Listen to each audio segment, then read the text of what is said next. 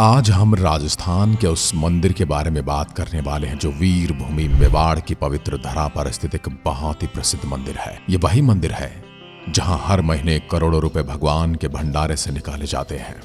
यहाँ पर भगवान के भक्त विचित्र उपहार भगवान को भेंट करते हैं। यहाँ विराजित भगवान को सेठों के सेठ सांवलिया सेठ के नाम से जाना जाता है। ये उसी महाराणा प्रताप की पावन धरा पर स्थित है जहां मीराबाई की भक्ति यहाँ की मिट्टी के कण कण में स्थित है। आज हम भगवान सांवलिया सेठ मंदिर की संपूर्ण कहानी के साथ जानेंगे यहाँ हर महीने इतने करोड़ों रुपए कहां से निकलते हैं। साथ ही यहाँ आने वाले अनोखे भक्तों के बारे में भी बात करेंगे। आज हम बात करेंगे कैसे भगवान एक भक्त के सपने में आए और कैसे आज उसके छोटे से घर की जगह एक भव्य मंदिर बन चुका है। आज आपको बताएंगे क्यों आज भी भगवान सांवलिया सेठ के मिश्री का भोग लगता है। साथ ही आपको यह भी बताऊंगा कि कैसे राजस्थान के मुख्यमंत्री भैरव सिंह शेखावत भी सांवलिया सेठ के चमत्कार से अभिभूत हुए थे। वीडियो शुरू करने से पहले एक बार सभी भक्तजन बोलेंगे, जय श्री सांवलिया सेठ। आज हम बात कर रहे हैं मां मीरा के गिरधर गोपाल के चित्तौड़गढ़ में स्थित प्रसिद्ध कृष्णधाम सांवलिया सेठ मंदिर के बारे में। जैसे आप चित्तौड़गढ़ का नाम सुनते हैं तो आपके मन में आता होगा चित्तौड़गढ़ का प्रसिद्ध किला, लेकिन उसके अलावा यहां स्थित सांवलिया सेठ मंदिर भी किसी परिचय का मोहताज नहीं। यह मंदिर राजस्थान के चित्तौड़ जिले के भदेसर तहसील के मंडविया गांव में स्थित है।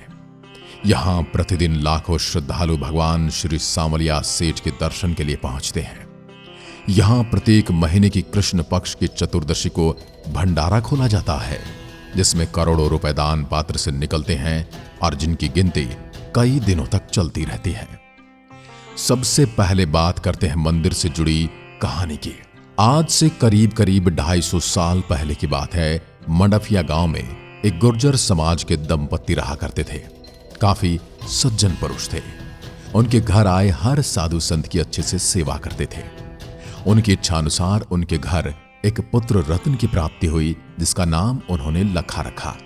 जैसे जैसे लखा की उम्र बढ़ती गई, वह भी अपने साथियों के साथ गाय चराने जंगल में जाने लगा और इसी दौरान उसके मन में एक भगवान के प्रति अलग ही भक्ति जागृत हो गई।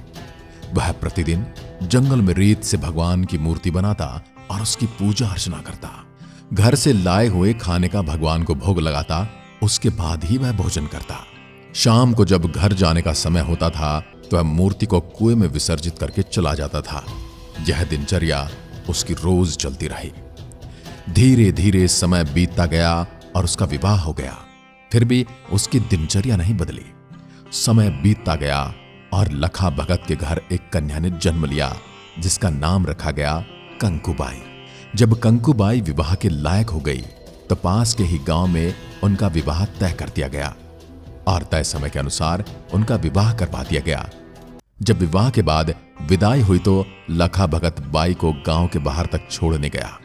जब छोड़कर वापस आ रहे थे तो उसने खेजड़ी की एक छाया देखी और मन में विचार किया कि ब्याह में मुझे बहुत थकान आ गई है, इस खेजड़ी के नीचे थोड़ा विश्राम कर लेता हूं, और खेजड़ी की छाया में लेट गया।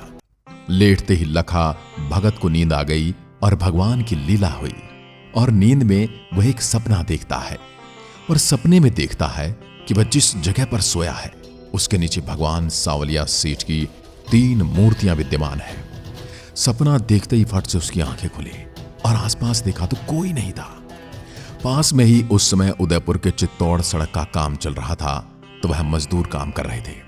वह भागा भागा उन मजदूरों के पास गया और बोला कि मैंने सपना देखा और जमीन के 3.25 गज नीचे भगवान की 3 मूर्तियां हैं, चलो उनको निकालते हैं। मजदूर भी उस समय के भोले भाले थे और भगवान के भक्त भी थे। वो लखा भगत के साथ हो गए। जमीन की खुदाई की गई तो जमीन से एक जैसी भगवान सांवलिया सेठ की 3 मूर्तियां निकली। अपनी धोती को फाड़कर भगवान को बैठाया और भागकर पास के कुएं से पानी लेकर आया और भगवान को स्नान कराया।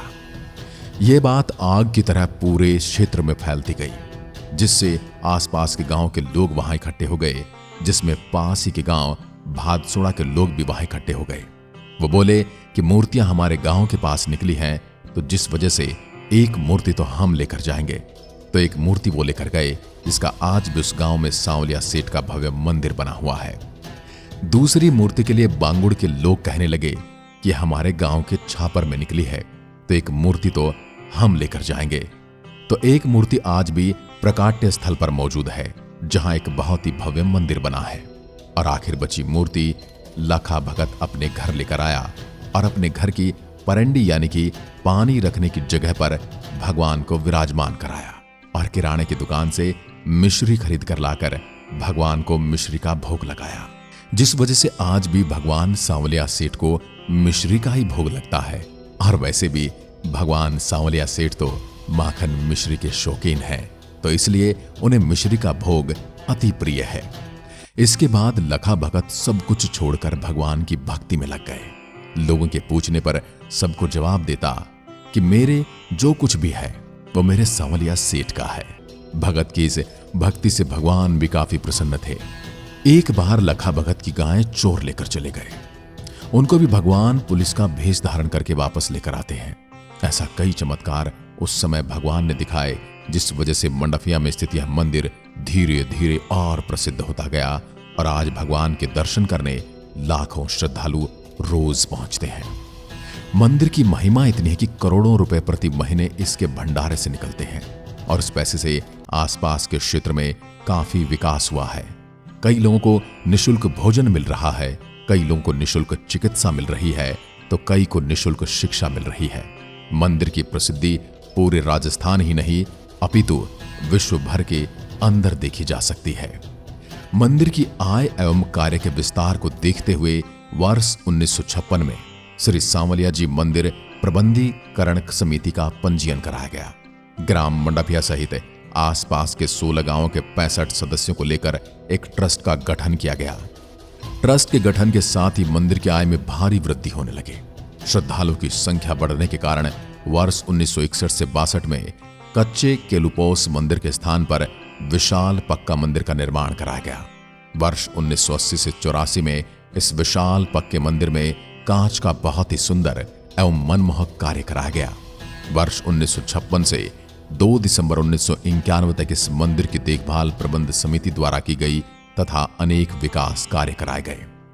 श्री सांवलिया जी मंदिर मंडल की आय में वृद्धि का कार्य विस्तार एवं श्रद्धालु के आगमन की गति के साथ ऐसी परिस्थितियां निर्मित हुई, जिसके कारण 3 दिसंबर 1991 को श्री सांवलिया जी मंदिर को राजस्थान सरकार द्वारा अपने अधीन लेकर श्री सांवलिया जी मंदिर मंडल मंडफिया के नाम से बोर्ड की स्थापना की गई। श्री सांवलिया जी के दर्शनार्थ श्रद्धालुओं के बढ़ते आवागमन के कारण मुख्य मंदिर व आसपास का परिसर काफी संकीर्ण प्रतीत होने लगा था। दर्शनार्थियों की सुविधा व सुव्यवस्था को देखते हुए वर्ष 1996 में तत्कालीन मंदिर मंडल प्रबंधन ने नगर नियोजन विभाग उदयपुर के सहयोग से मंदिर विस्तार व परिसर विकास का कार्य प्रारंभ किया था। योजना की रूपरेखा तैयार की गई तथा भूमि अधिग्रहण कर प्रभावित लोगों का पुनर्वास किया गया तथा 3 करोड़ 34 लाख रुपए का मुआवजा दिया गया। अधिग्रहण के बाद गुजरात के अक्षरधाम की तर्ज पर भव्य नए मंदिर का निर्माण कार्य 2000 से प्रगति पर है, जिस पर करीब 50 करोड़ रुपए खर्च होना प्रस्तावित है। श्री सांवलिया जी में वर्ष भर विभिन्न पारंपरिक धार्मिक उत्सवों का आयोजन किया जाता है।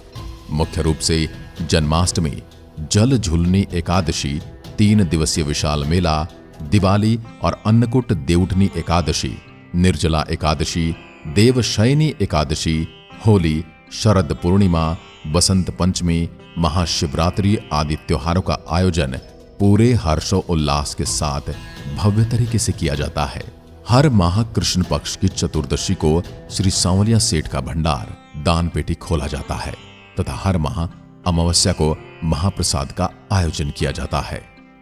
वर्ष 1992 में तत्कालीन मुख्यमंत्री माननीय भैरव सिंह शेखावत ने मंदिर श्री सांवलिया जी के शिखर पर ध्वजारोहण में भाग लेकर मंडफिया में पदार्पण किया था।